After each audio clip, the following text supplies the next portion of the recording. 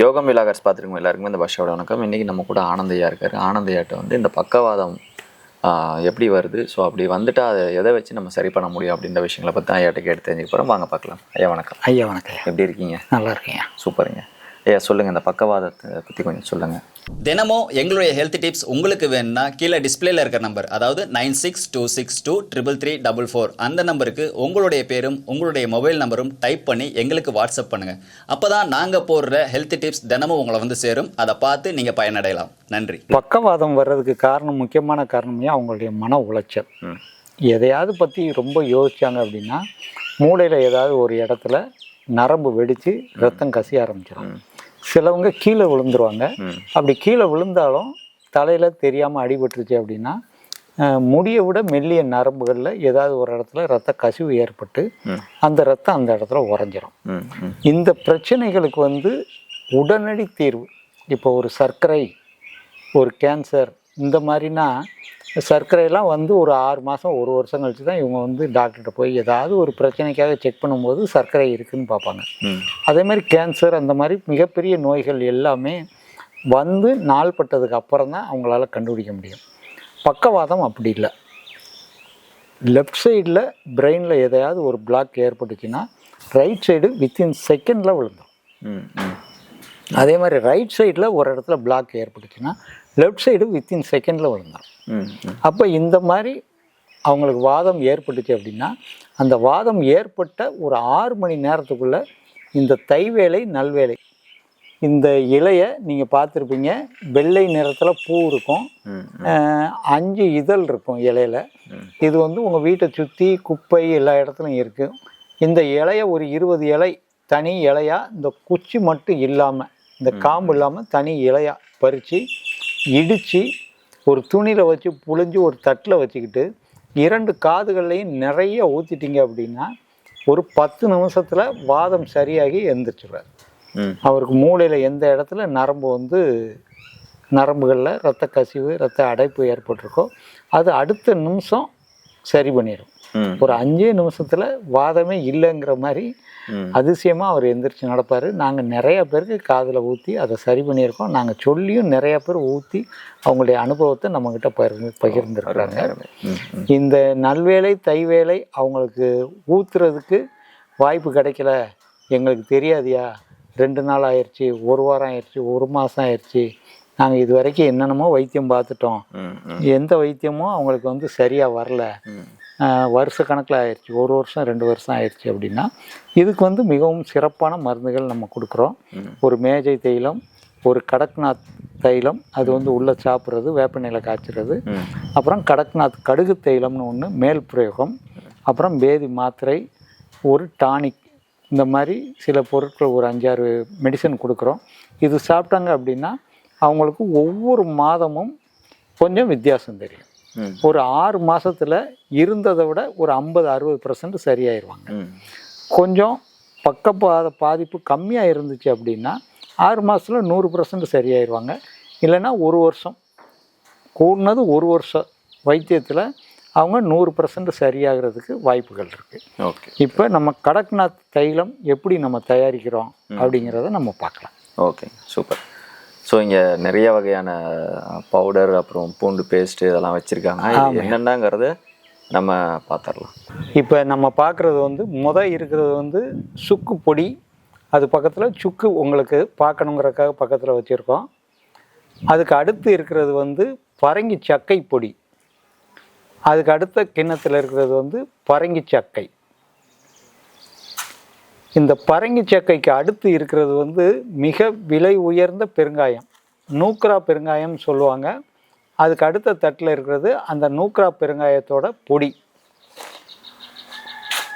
அதுக்கு அடுத்து இருக்கிறது வந்து வெள்ளைப்பூண்டை இடித்து வச்சுருக்கோம். இந்த வெள்ளைப்பூண்டு பக்கத்தில் தோல் உரித்தது இருக்குது, இது வந்து மலைப்பூண்டு. இந்த 4ஐயும் இப்போ பக்கவாதம் உள்ளவங்களுக்கு கருங்கோழி தைலம் காய்ச்சறதுக்காக கஷாயமாக நம்ம போட போகிறோம். இந்த கஷாயம் எப்படி தயார் பண்ணுறதுங்கிறத இப்போ நம்ம பார்க்கலாம். இப்போ நம்ம ஏற்கனவே பார்த்த 4 சரக்குகளுடைய பொடியை கஷாயம் பண்ண போகிறோம். இப்போ சுக்கு பொடி ஒரு 35 கிராம் இந்த வெந்நீரில் போடுறோம். வெந்நீர் ஏற்கனவே நம்ம கொதிக்க வச்சுட்டோம்.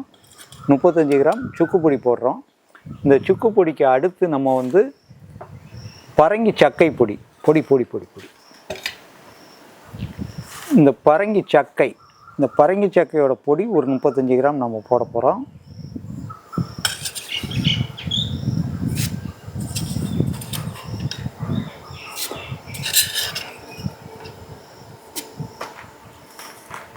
இதற்கு அடுத்து பெருங்காயம், மிகவும் விலை உயர்ந்த பெருங்காய பொடி ஒரு 35 கிராம் நம்ம இதோட சேர்க்குறோம்.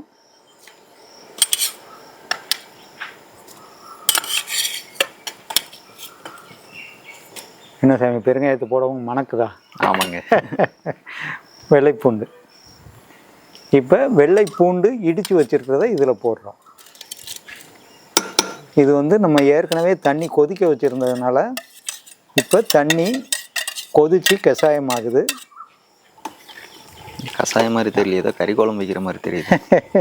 கறி குழம்பு தான், அடுத்து கறி தானே போட போகிறோம். ஓஹோ.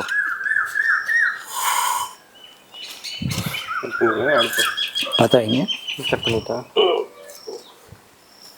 அதான் டீ பார்த்துக்கோங்க.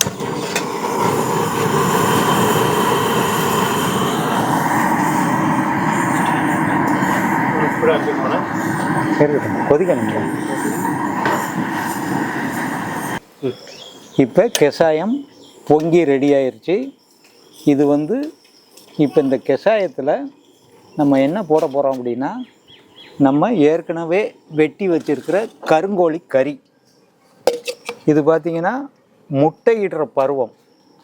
இந்த முட்டையிடுற பருவத்தில் இருக்கிற கோழிக்கறி கோழியை வந்து நம்ம போட்டால் தான் இந்த மருந்து வேலை செய்யும். ரொம்ப வயசானது, 2-3 தடவை அடைப்படுத்தது, இந்த மாதிரி கோழிகளை வந்து நம்ம இதில் போட்டோம் அப்படின்னா இந்த மருந்து வேலை செய்யாது. இது கருங்கோழி தான் பயன்படுத்தணும். கருங்கோழி தான் பயன்படுத்தணும். பாருங்கள், இது பூரா முட்டை கருவாக இருக்குது. இந்த முட்டை கருவோடு தான் வேக போடுறோம். நம்ம போட்டது வந்து கஷாயம். இந்த கஷாயத்தில் இந்த கறி வேகணும். கம்ப்ளீட்டாக நல்லா வெந்ததுக்கப்புறம் இந்த கறியை வந்து இடித்து மீண்டும் வேக வைக்கணும். இதில் நம்ம கொஞ்சம் கறி எடுத்து வச்சுருக்கோம். இது எதுக்காக எடுத்து வச்சுருக்கோம் அப்படின்னா, இதே வாதத்துக்கு வந்து நம்ம வெளிப்புறயோகம் வெறும் கடுகு மட்டும் போட்டு ஒரு எண்ணெய் தயார் பண்ணுறோம். அதுக்காக இந்த கறியை கொஞ்சம் வச்சுருக்கோம். இப்போ இது வந்து உள்ளே சாப்பிட்றது கறி குழம்பு கஷாயம். கறி குழம்பு கஷாயம். கறி வெந்துக்கிட்டு இருக்கு பாருங்க.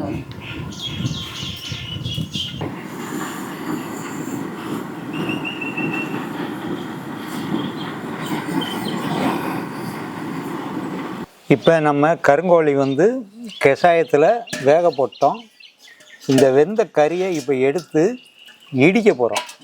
இது ஏன் இடிக்கிறோம் அப்படின்னா, இந்த எலும்பில் உள்ள சாரம் பூராமே நமக்கு கிடைக்கணும். அதுக்காக இந்த கறி, அதில் இருந்த முட்டைக்கரு எல்லாமே இப்போ உரலில் போட்டு இடிக்க போகிறாங்க. இடித்து மீண்டும் இதை வந்து இந்த கஷாயத்தில் போட்டு கொதிக்க வச்சுட்டு இந்த கஷாயத்தை துணியில் புழிஞ்சு எடுக்கணும். அவ்வளோதான், இடிங்க. இப்போ கடக்நாத் வந்து நம்ம வெந்ததை எடுத்து உரலில் வச்சு இடித்து இதை திரும்ப இதில் போடுறோம்.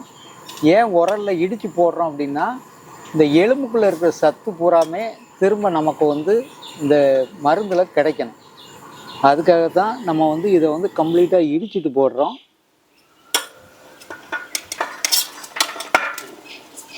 தட்டிடலாம்.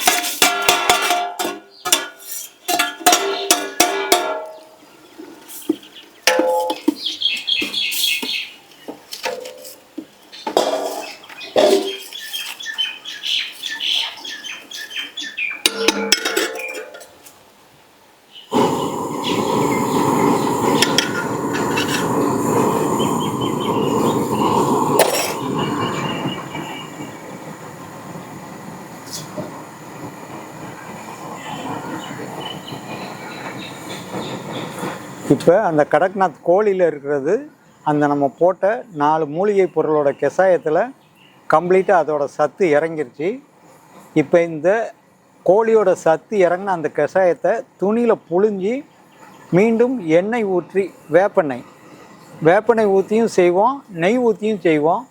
ஏன்னா சிலவங்க ரொம்ப கசப்பாக இருக்கே எங்களால் சாப்பிடவே முடியலைங்கிறவங்களுக்கு பசு நெய்யில் செஞ்சு தனியாக அதை வந்து ஸ்பெஷலாக செஞ்சு கொடுப்போம். இப்போ நம்ம வேப்பெண்ணெயில் செய்கிறத காமிக்க போகிறோம்.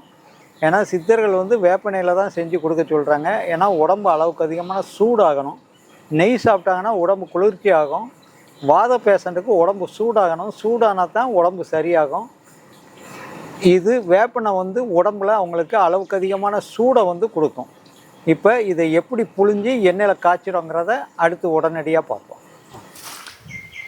இப்போ அந்த கடக்நாத் கஷாயத்தில் வெந்ததை அந்த சாரத்தை புழிஞ்சு எண்ணெயில் இப்போ காய்ச்ச போகிறோம். அதுக்காக பேசனில் ஊற்றிருக்காங்க. ஆறுனதுக்கப்புறம் அதை இப்போ நம்ம எண்ணெயில் ஊற்றி காய்ச்சுவோம். இப்போ கடக்நாத் நம்ம போட்ட கஷாயத்தில் கருங்கோழி வெந்ததை துணியில் புளிகிறாங்க. இந்த புளிஞ்ச சாரத்தில் நம்ம இப்போ வேப்பெண்ணெயை ஊற்றி காய்ச்ச போகிறோம். இப்போ அவங்க புளிஞ்சதுக்கப்புறம் திரும்ப அதை எப்படி காய்ச்சிரோங்கிறத உங்களுக்கு நாங்கள் வந்து லைவ் டெமோவாக காமிக்கிறோம். இப்போ நம்ம வந்து கடக்நாத் கருங்கோழி தைலம் எப்படி தயார் பண்ணுறங்கிறத ஆரம்பத்திலேருந்து பார்த்தோம். அதை கஷாயத்தில் வேக வச்சு இடித்து அதோடைய சாரத்தை இப்போ வந்து திரும்ப அடுப்பில் போட்டிருக்கோம்.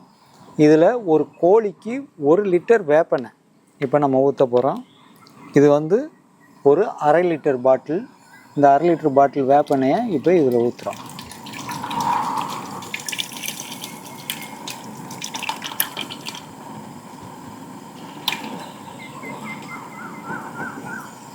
இது வந்து உள்ளே சாப்பிட்றது தினமும் ஒரு 15 சொட்டுலேருந்து 20 சொட்டு தினமும் சாப்பிட்டாங்க அப்படின்னா வாதம் அவங்களுக்கு விரைவாக சரியாகும். இது வந்து சித்தர்கள் சொன்ன முறை. நம் நாட்டு வைத்தியம் அப்படிங்கிற நூலில் எந்த சித்தர் சொன்னார், என்ன முறையில் செய்யணும்னு சொன்னாருங்கிறது நம் நாட்டு வைத்தியம் என்கின்ற நூலில் இருக்குது. நீங்கள் மேற்கொண்டு எதுவும் தெரிஞ்சுக்கிடணும் அப்படின்னா நீங்கள் அந்த புஸ்தகத்தை வாங்கி படித்து தெரிஞ்சுக்கலாம். கருங்கோழி தைலம்னு தான் வரும் அதில். இப்போ இந்த நம்ம கருங்கோழி சாரம் இடித்து எடுத்து ஊற்றுனதை இந்த வேப்பெண்ணெயில் அந்த சாரத்தை ஏற்றுறோம். தீ கொஞ்சம் மெதுவாக இருக்கணும். ஒரு 15 நிமிஷத்தில் இந்த எண்ணெய் ரெடி ஆகிவிடும். இப்போ நம்ம வந்து முதல்ல அந்த கடக்நாத் கஷாய சாரம் அந்த சாரத்தில் வேப்பெண்ணெயை ஊற்றும்போது வேப்பெண்ணெயும் அந்த சாரமும் தனித்தனியாக நின்றுச்சு. இப்போ அது ரெண்டும் கொதித்து வேகும்போது பார்த்திங்கன்னா ரெண்டுமே ஒன்றா மிங்கிள் ஆயிடுச்சு. இப்போ கொஞ்ச நேரத்தில் அந்த சாரம் பூரா நீராவி ஆகிட்டு கீழே வந்து அந்த எண்ணெய் மட்டும் தனியாக நிற்கும். அந்த எண்ணெய் தான் தினமும் ஒரு 15 சொட்டுலேருந்து 20 சொட்டு சாப்பிடணும்.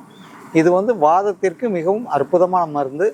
இப்போ எண்ணெய் காய்ச்சி முடியும் வரை நம்ம வந்து வீடியோவை பார்க்கலாம். இப்போ நம்ம காய்ச்சின கருங்கோழி தைலம் உள்ளே சாப்பிட்றது இது பார்த்திங்கன்னா இப்போ அதில் இருக்கிற ஈரச்சாரம் பூராமே கம்ப்ளீட்டாக முடிஞ்சு எண்ணெய் மட்டும் இப்போ பொங்கிக்கிட்டு இருக்குது. இப்போ பார்த்திங்கன்னா இந்த கரண்டிலேருந்து விழுகிறது தனி எண்ணெய் அப்படிங்கிறது உங்களால் தெரிஞ்சுக்கிட முடியும். இந்த கரண்டிலேருந்து விழுகுது பாருங்கள். இதை நம்ம கீழே இறக்கி வச்சிட்டோம் அப்படின்னா இந்த எண்ணெய் மட்டும் இப்போ தனியாக நமக்கு பிரிஞ்சு கிடைக்கும். இதில் இருக்கிற அந்த கஷாயம் பூராமே கீழே கடுகு மாதிரி கீழே தங்கிரும். நம்ம மேலே இருக்க எண்ணெயை மட்டும் பிரித்து எடுத்து தினமும் ஒரு 15 சொட்டு சாப்பிட்டோம் அப்படின்னா பக்கவாதம் விரைவாக குணமாகும். இந்த நுரை வந்து இன்னும் ஒரு 5 நிமிஷத்தில் கம்ப்ளீட்டாக ஆறிடும். தனி எண்ணெயாக இருக்கும். அதை வந்து நம்ம எல்லோரும் பார்த்து தெரிஞ்சுக்கிட்டு இதே மாதிரி நீங்கள் செஞ்சு உபயோகப்படுத்துறது தான் நாங்கள் விரும்புகிறோம். செய்ய முடியலை அப்படின்னா எங்ககிட்ட கடக்நாத் தைலம் இருக்குது. அதை வாங்கியும் நீங்கள் உபயோகப்படுத்தலாம். அதான் இப்போ அந்த கஷாயத்தில் இருக்க சத்து பூராமே எண்ணெயில் இறங்கி இப்போ தனி எண்ணெய் நமக்கு கிடச்சிருக்கு. கஷாயத்தோட சத்து பூராமே கடுகாக கீழையும் மேலேயும் மிதக்குது இந்த தனி எண்ணெய். இந்த எண்ணெய் தினமும் ஒரு 15 சொட்டு சாப்பிட்டா பக்கவாதம் நிரந்தரமாக குணமாகும். சூப்பருங்க. அந்த செய்முறையே வந்துட்டு இவ்வளோ நேரங்கள் ஆகுது. ஒரு தைலம் தயாரிக்கிறதுக்கு, அதுவும் கடக்நாத் தைலம் பக்கவாதம் சரியாக வருது, அதுவும் உள்ளே எடுக்கிறதுக்காக. ஆமாம். ஸோ செய்முறை எல்லாமே ஃபுல்லாகவே நீங்கள் பார்த்துருப்பீங்கன்னு நினைக்கிறேன். எவ்வளோ ஒரு ப்ராசஸ் இருக்குது அப்படிங்கிறது, அது எவ்வளோ நேரம் ஆகுங்கய்யா இதெல்லாம் பண்ணுறதுக்கு? இது வந்து இப்போ நம்ம ஒரு கோழி உங்களுக்கு காமிச்சதுனால சரிங்க. ஒரு 1.5 மணி நேரத்தில் முடிஞ்சிருச்சு. அதான். இதெல்லாம் நாங்கள் 10 கோழி போட்டோம் அப்படின்னா காலையிலேருந்து சாயங்காலம் வரைக்கும் நேரம் சரியாயிரும். ரொம்ப கஷ்டமான வேலை தான். ஆமாம். பட் இதெல்லாம் நமக்காக தான். ஸோ இந்த பக்கவாதம் இது நம்ம உள்ளே எடுத்துக்கனால அந்த பக்கவாதம் குணமாகும். அதே மாதிரி அது மேல் பூச்சி தைலமும் கொடுப்பீங்க. ஆமாம், அடுத்து பின்னாலேயே அதையும் பார்த்துடலாம். லைவ் ப்ரோக்ராமே பார்க்குறோம். சூப்பர். இந்த பக்கவாதம் வந்துட்டா அந்த கடக்நாத் தைலம் எப்படி ப்ராசஸ் பண்ணுறது அப்படிங்கிறத இவ்வளோ நேரம் ஒரு 1.5-2 மணி நேரம் ஆயிருக்குங்களா?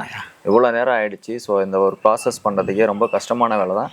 ஸோ இதெல்லாம் மெனக்கெட்டி ஏன் இப்படி செய்கிறாங்கன்னா, ஸோ நம்ம நல்லதுக்காக தான். நம்ம உடம்புல அது உள்ளே சாப்பிட்டதுனால, அது உள்ளே சாப்பிட்றதுனால வந்துட்டு இந்த பக்கவாதங்கிற ஒரு விஷயம் சரியாயிடும். ஐயா, இது எப்படி எடுத்துக்காதுங்க?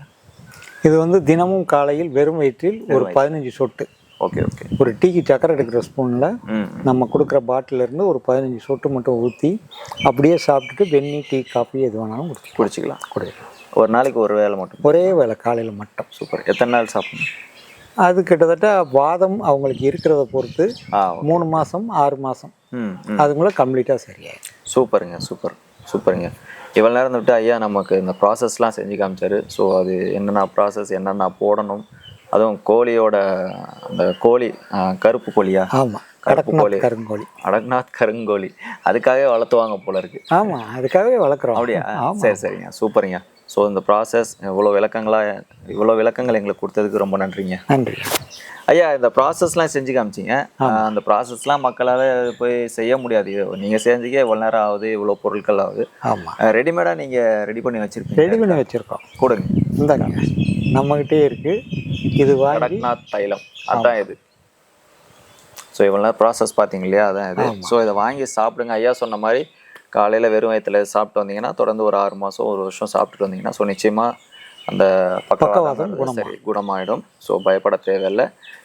இந்த தைலம் உங்களுக்கு வேணா கீழே டிஸ்பிளே நம்பர் ஓடிட்டு இருக்கு, அந்த நம்பர் கான்டெக்ட் பண்ணி நீங்கள் பேசிக்கலாம். ஐயா ரொம்ப நன்றிங்க. நன்றி.